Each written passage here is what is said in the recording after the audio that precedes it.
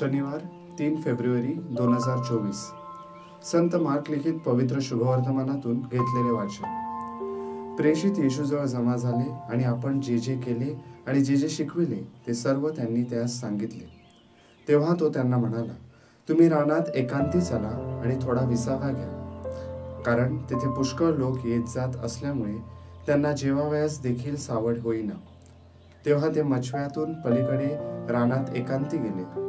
लोकांनी त्यास निघताना पाहिले आणि पुष्कळ जणांनी त्यास ओळखले आणि तेथील सर्व गावातून लोक पायीच निघाले आणि धावत जाऊन त्याच्या अगोदर तेथे पोचले।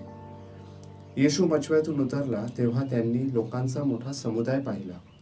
ते तर मेंढपाळ नसलेल्या मेंढरांसारखे होते, म्हणून त्यांना त्यांचा कळवळ आला आणि ते त्यास बऱ्याच गोष्टींविषयी शिकवण देऊ लागला। चिंतन। प्रभू येशू जेव्हा लोकांचा मोठा समुदाय पाहिला तेव्हा त्यांनी त्याला त्यांचा कळवळ आला, कारण ते मेंढपाळ नसलेल्या मेंढरांसारखे होते।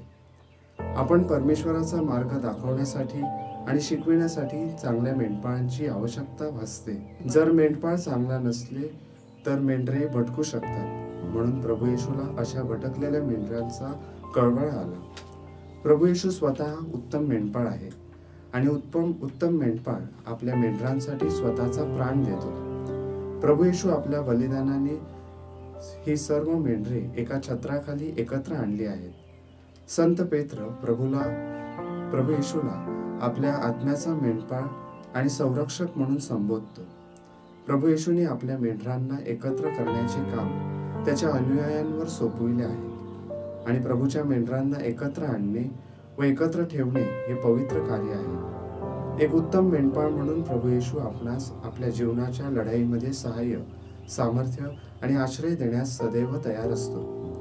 आपण सदैव प्रभू येशूच्या कृपेवर व सहाय्यावर विश्वास ठेवला पाहिजे।